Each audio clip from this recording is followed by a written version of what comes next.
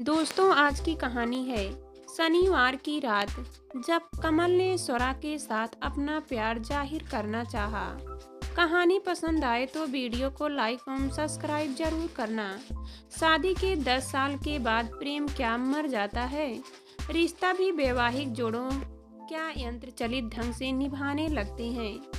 अब यह सब विवाहितों पर लागू होता है अथवा नहीं, या तो वे ही जाने। स्वरा और आलोक के लिए तो यह पूर्णतः सत्य है। स्वरा और आलोक के विवाह को 9 साल से कुछ महीने ज्यादा हो गए थे। उनका एक 8 साल का प्यारा बेटा शिवा था।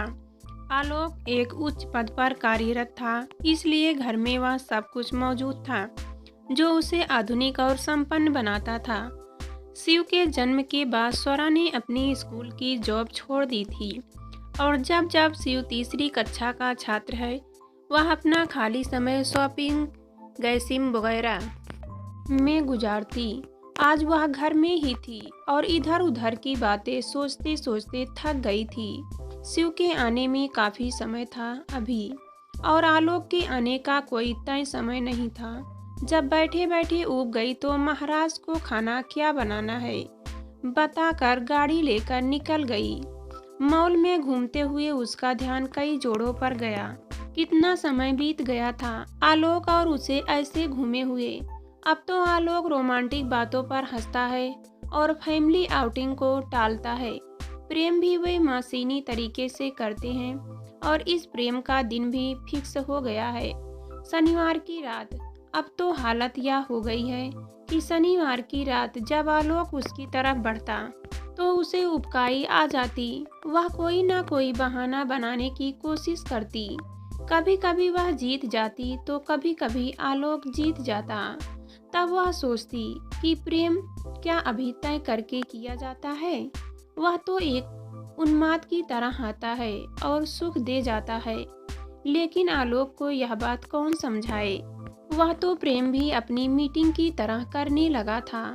ऐसा पहले तो नहीं था। क्या उसे अपना बाकी जीवन ऐसे ही गुजारना होगा? मैडम, एक्सक्यूज मी, आप एक फॉर्म भर देंगी?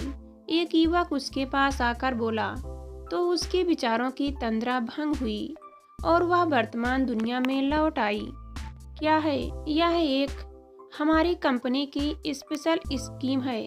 सभी फॉर्म में से एक सिलेक्ट होगा और उसे भरने वाले को 3 दिन और 2 रातों का गोवा का पैकेज मिलेगा। बाद में आना, अभी मैं बिजी हूँ, स्वरा ने उसे टालते हुए कहा। परंतु मैं तो बिल्कुल फ्री हूँ, कोई अचानक उनके बीच आकर बोला। तो स्वरा और वह लड़का दोनों चौंक गए। अरे, यह तो कमल है, उसके कॉलेज के दिनों का सहपाठी। स्वरा को याद आया, कितना स्मार्ट हो गया है यह लल्लू। फिर उस लड़के से उसका नंबर लेकर स्वरा ने उसे बाद में आने को कहा। उस लड़के के जाने के बाद स्वरा और कमल मॉल में ही एक रेस्टोरेंट में बैठे तो बात करते करते कब शाम हो गई उन्हें पता ही नहीं चला। अगले दिन मिलने का वादा करके स्वरा घर आ गई, परंतु घर आकर भी कमल की बातों को भूल नहीं पा रही थी। कितने दिनों के बाद किसी ने उसकी इस तरह से तारीफ की थी। रात में खाना खाकर अभी वह लेटी ही थी कि फोन की घंटी बजी। फोन कमल का था। उसने सोचा कि कमल को डांट दें कि अभी फोन करने का क्या मतलब, परंतु कर नहीं पाई। उनकी बात जब खत्म हुई तो पता चला कि रात का 1 बज गया है। फिर तो यह रोज का सिलसिला बन गया। या तो वे दिन में मिल लेते या घंटों फोन पर बातें करते रहते। स्वरा काफी खुश रहने लगी थी क्योंकि कमल और उसकी सोच काफी मिलती थी। वह कमल से उन सभी टॉपिक पर बात करती जिन पर वह अकेली बैठी सोचती रहती। फिर उसे लगता कि कमल आलोक से कितना अलग, कितना संवेदनशील है। ऐसा होने से ही एक दूसरे का साथ ज्यादा से ज्यादा चाहने लगे थे। एक दिन कमल ने अचानक स्वरा को फोन करके मॉल में बुला लिया और वह पहुंची तो बोला, स्वरा, कल मैं कंपनी में काम से न्यू जर्सी जा रहा हूँ। 1 महीने बाद आऊँगा। क्या इतने दिन? हाँ, लगेगा। तो इतने ही दिन? जाना तो मैं भी नहीं चाहता था, पर तुम तो जानती ही हो मेरे बिजनेस की प्रॉब्लम। नहीं नहीं कमल, तुम जरूर जाओ, हम फोन पर तो बात करते रहेंगे। स्वरा, मैं एक बात सोच रहा था। हाँ बोलो। जाने से पहले तुम्हारे साथ कुछ वक्त गुजारना चाहता था। गुजार तो रहे हो। नहीं ऐसे नहीं, अकेले कहीं। तुम समझ रही हो ना। कुछ सोचकर स्वरा ने कहा, बोलो कहाँ चलें? तुम कोई सवाल मत करो, बस चलो। मुझ पर तुम्हें भरोसा तो है ना? चलो फिर चलें। कमल ने गाड़ी एक आलीशान होटल के सामने रोकी। ये कहाँ आ गए हम? स्वरा गाड़ी से उतरते हुए बोली। वह खुद को असहज महसूस कर रही थी। स्वरा, मुझे तुमसे जो बात करनी है उसके लिए एकांत जरूरी है। होटल की लॉबी से कमरे तक पहुंचने का रास्ता स्वरा को काफी लंबा महसूस हो रहा था, परंतु वह अंदर से एक अलग रोमांच का भी अनुभव कर रही थी।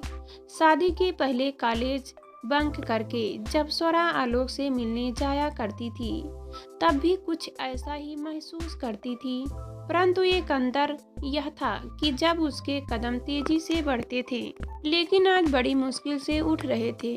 आओ स्वरा, अंदर आओ। कहाँ खो गई? भरोसा तो है ना मुझ पर?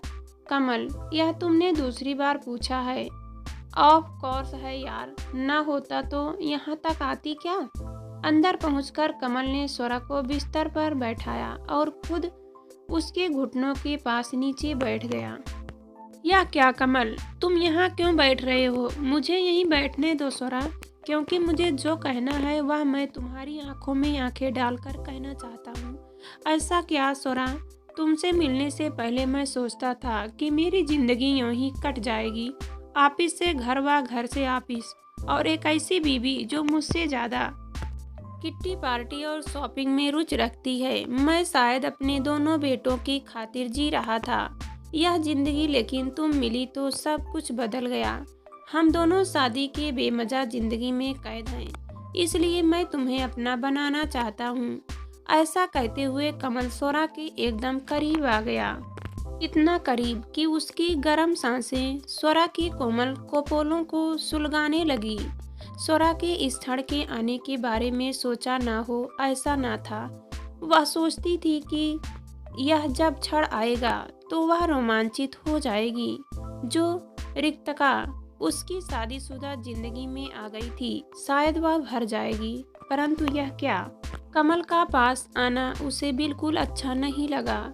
उसे ऐसा लगा जैसे आलोक की कोई बहुत प्यारी चीज कमल उसने छीनना चाहता है, और वह ऐसा होने नहीं देना चाहती।